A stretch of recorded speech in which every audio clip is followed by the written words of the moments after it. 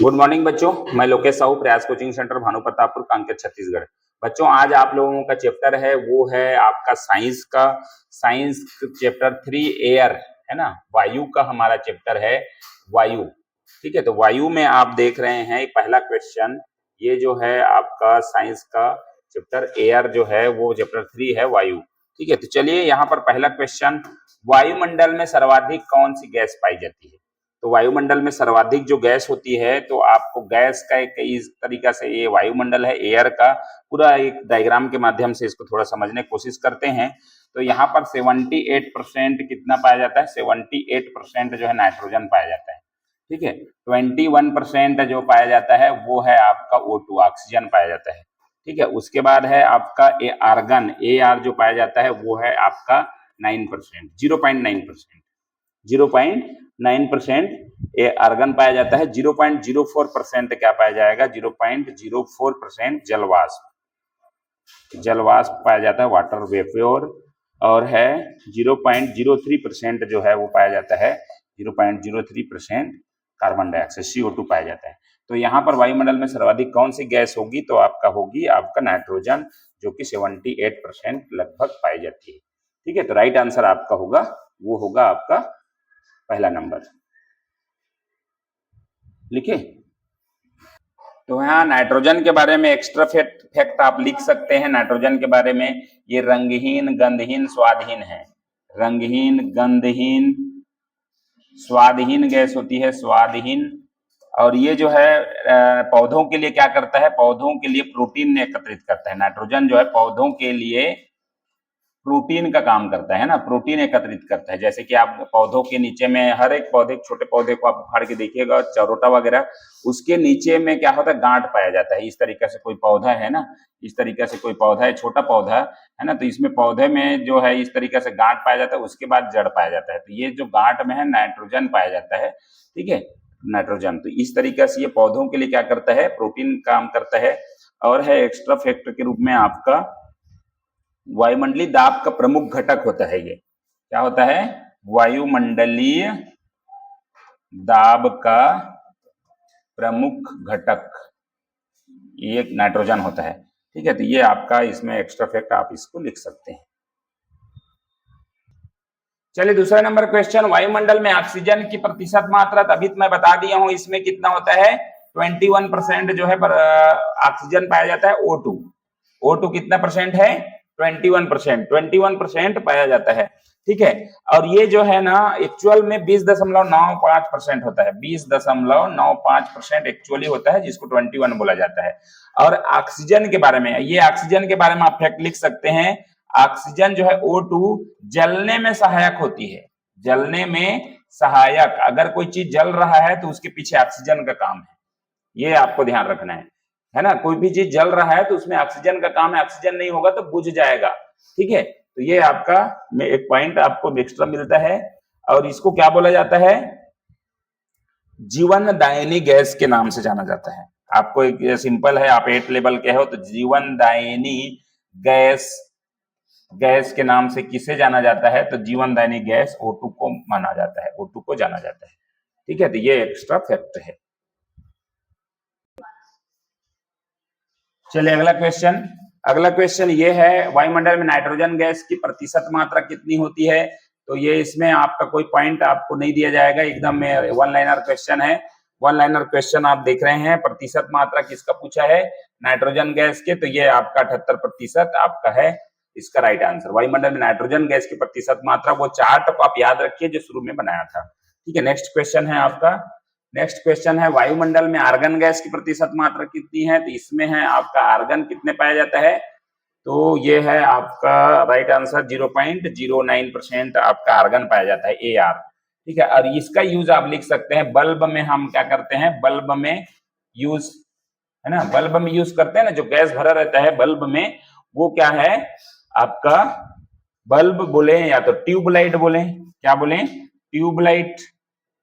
Tubelight बोलते हैं ना। ट्यूबलाइट में जो गैस भरी रहती है, वो सारे जो गैसेस होती हैं, विद्युत उपकरण में जो गैस लगती है, आप ये भी बोल सकते हैं विद्युत उपकरण में गैस जो इस्तेमाल होता है, वो सारे जो है आर्गन गैस होते हैं। ठीक है, तो इसका यूज ये हो सकता है। ठीक है, आगे 4 नंबर के बाद है 5 नंबर। 5 नंबर क्वेश्चन है वायुमंडल में जल वाष्प की प्रतिशत मात्रा कितनी होती है? तो वाटर वेपोर की मात्रा जो है वो है आपका कितना होती है?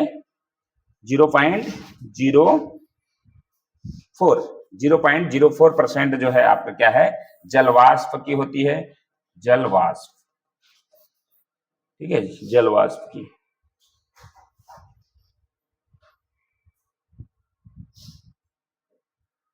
ठीक है, ये जलवाष्प के बारे में एक्स्ट्रा फैक्ट आप लिख सकते हैं। भविष्य के ईंधन के नाम से जाना जाता है।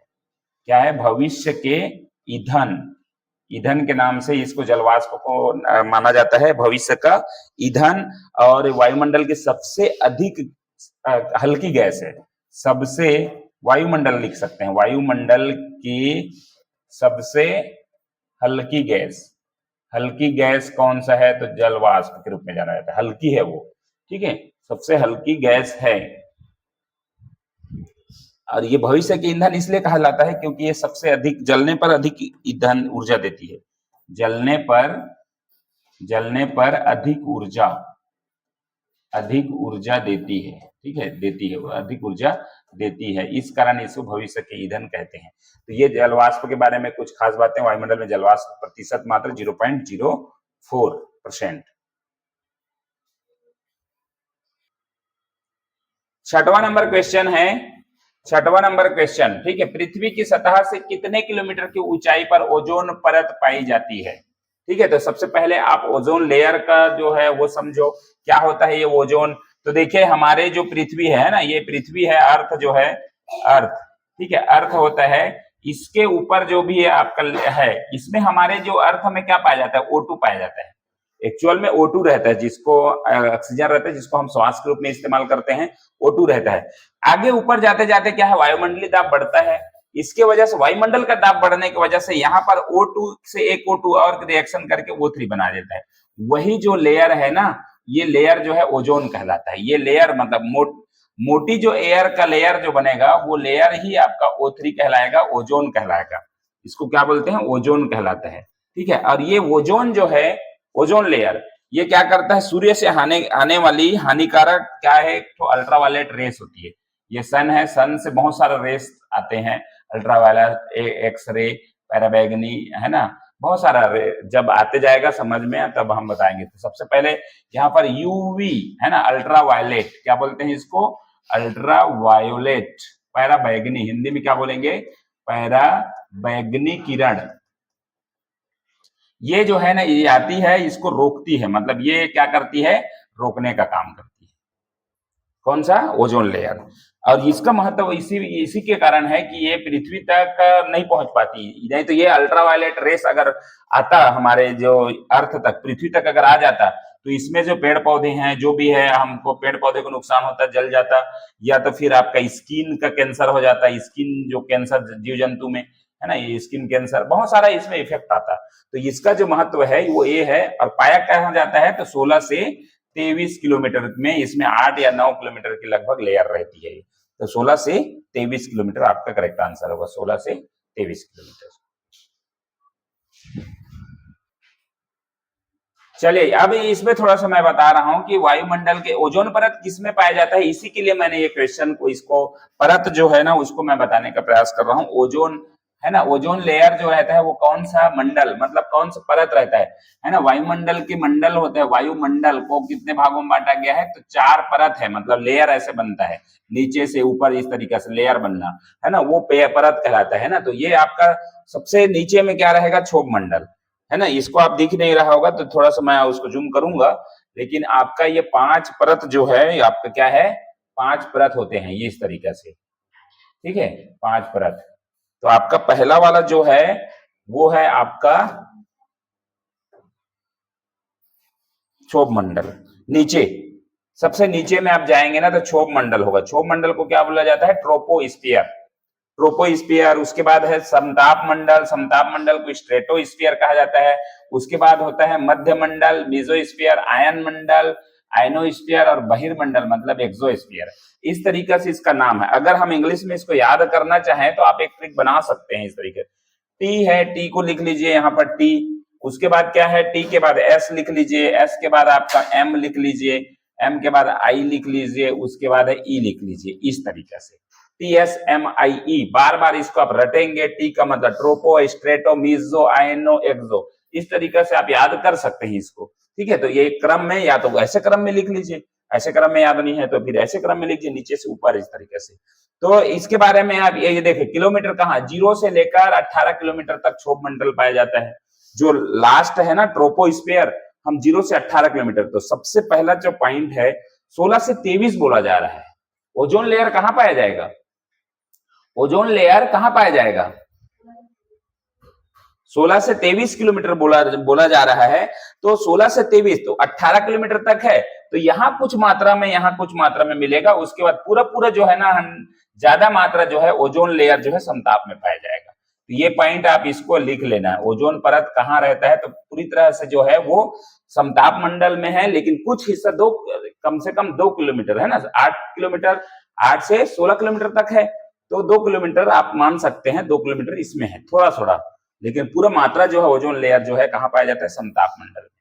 तो कुछ खास बातें और है इसमें मैं बता रहा हूं, लेकिन सबसे पहले 18 से 50, 50 से 80 तक मध्य मंडल है, 80 से 640 तक जो है वो है आपका आयन मंडल, और 640 से ऊपर जितने भी आपका है वायुमंडल, वो वायुमंडल जो जहां तक भी है वो पूरे ऊपर तक आपका क्या है, बहिर्मंडल कहलाता है, एक्सोस्फीयर कहलाता है। अब एक एक पॉइंट आप छोटा आप करके आप यहाँ से आप छोटा सा देख लीजिए, मैं नीचे से ऊपर जा रहा हूं, है ना, नीचे से ऊपर, तो आपको यहाँ पर आप देखेंगे कुछ क्वेश्चन आपको एक्स्ट्रा मिलेगा। क्षोभ मंडल के बारे में कुछ खास बात और है, मौसमी घटनाएं कहाँ होती है ऐसा पूछ सकता है। तो मौसम से संबंधित जो भी घटनाएं हैं, मौसमी घटनाएं, जैसे कि अभी बहुत ज्यादा पानी आया, तूफान आया, ठीक है, चक्रवात आ रहा है, मौसम से संबंधित जो हो रहा है घटनाएं, जो इवेंट्स होते हैं वो कहाँ होते हैं, तो क्षोभ मंडल में थे। मौसमी घटनाएं कहाँ होते हैं ऐसा क्वेश्चन आ सकता है, कौन से मंडल में, तो क्षोभ मंडल में आपका मौसमी घटनाएं होते हैं। ठीक है, सबसे ज्यादा घनत्व मतलब वायुमंडल में डेंसिटी, वायु का डेंसिटी कहाँ होता है, सर्वाधिक घनत्व वाला मंडल है, सर्वाधिक घनत्व डेंसिटी है ना, सर्वाधिक घनत्व इसमें होता है वायु की। ठीक है, सर्वाधिक घन मतलब इसी की वजह से हम लोग यहाँ नीचे जो है ना, मानव जीव जंतुओं के लिए बहुत ये लाभकारी है। और यहाँ पर जो है ना, हमारे जितने भी गैसेस, गैस का पूरा जो है बैड इफेक्ट बोले या साइड इफेक्ट बोले, या जो भी ग्रीन हाउस गैसेस होते हैं, वो सारे गैसेस का प्रभाव यहाँ पर मिलता है, गैस प्रभाव आप बोल सकते हैं। जैसे कि आपका कार्बन मोनोऑक्साइड, ठीक है, गैस हमारे इसी मंडल में ही उपलब्ध होंगे ना। ग्रीन हाउस गैसेस जो है, वायुमंडल गर्म हो रहा है तो आपका 0 से 18 किलोमीटर में उसका प्रभाव दिखेगा, गर्म होना नहीं होना ऊपर में हमको क्या लेना देना है ना। तो इस तरीके से 0 से 18 किलोमीटर में ये सारे घटनाएं आपको देखने को मिलेंगे।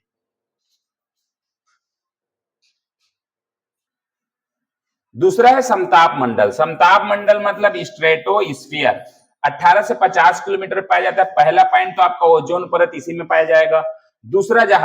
दूसरा है बात जो है, जहाज कहाँ उड़ते हैं, जहाज उड़ते हैं, तो ये पॉइंट बिल्कुल है, एकदम पूछ सकता है, जहाज जो उड़ता है, हवाई जहाज, वो कौन से लेयर में उड़ता है, तो ये है आपका स्ट्रेटोस्फीयर में। और यहाँ पर है ये समताप क्यों बोला जाता है, तो समान ताप रहता है यहाँ पर, एकदम स्थिर।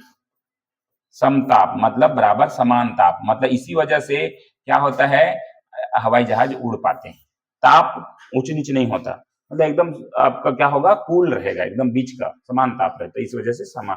तो 2 पॉइंट यहाँ पर आया आपका, ओजोन परत इसी में पाया जाता है। जहाज जो है, जहाज जैसे पक्षियां कहाँ उड़ती हैं, पक्षियां ये वाले में, क्योंकि हमको दिखाई देता है, ठीक है, दिखाई देता है तो 18 किलोमीटर तक तो देख पा रहे होंगे ना, नहीं देख पाते हैं 2-3 किलोमीटर, तो भाई आपका ऐसा पूछ सकता है। ठीक है, कौन से मंडल में शेर रहते हैं ऐसा पूछेगा।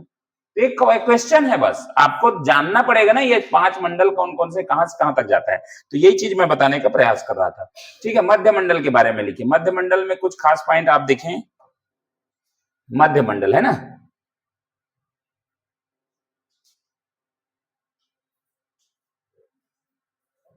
ठीक है, मध्य मंडल मेसोस्फीयर में है आपका, ये एक काम एक ही ठोक है इसका, है ना। उल्का पिंड आता है, उल्का पिंड जो आसमान से गिरता है, उल्का पिंड को धरती पर पहुंचने से रोकती है, यहीं पर ही खत्म हो जाता है उल्का पिंड। बहुत बड़ा रहता है जो गाज के रूप में हमारे यहाँ गिरता है नीचे, लेकिन जो छोटा रहता है ना वो पिंड है, वो ये मेसोस्फीयर रोक देता है। यहाँ का लेयर इतना सख्त है कि ये पिंड जो आते रहते हैं उसे रोकने का पूरा प्रयास कर, उल्का पिंड को धरती पर गिरने से रोकती है, रोकने का प्रयास करती है, एक्चुअल में रोकती है ही बोल सकते हैं। मतलब जो नहीं रोक पाई, एकदम बड़ा वाला है जो गिर रहा है, तो नीचे से नीचे तक आ ही जाएगा वो, है ना, लेकिन ये प्रयास जरूर करती है ये अपना काम। ठीक है,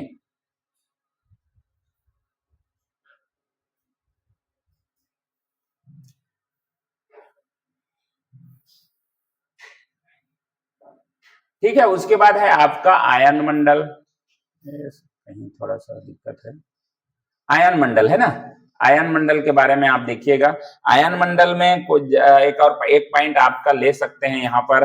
आयन मंडल का रेडियो तरंगे जो होती है, रेडियो तरंगे परावर्तित कहाँ होती है? रेडियो तरंगे परावर्तित होती है यहाँ पर, परावर्तित है ना, ये एक पॉइंट है रेडियो तरंगे।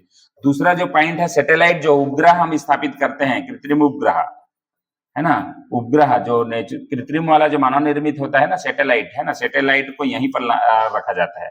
सैटेलाइट कहाँ स्थापित होते हैं, तो कहाँ होते हैं, कितने किलोमीटर में? तो आपका कौन सा आयन मंडल 80 से 640 किलोमीटर के आसपास तक सैटेलाइट को रखा जाता है। सैटेलाइट उससे ऊपर नहीं जाएगा। सैटेलाइट कहाँ पर स्थापित करते हैं, तो यह आयन मंडल में, आयनोस्फीयर में।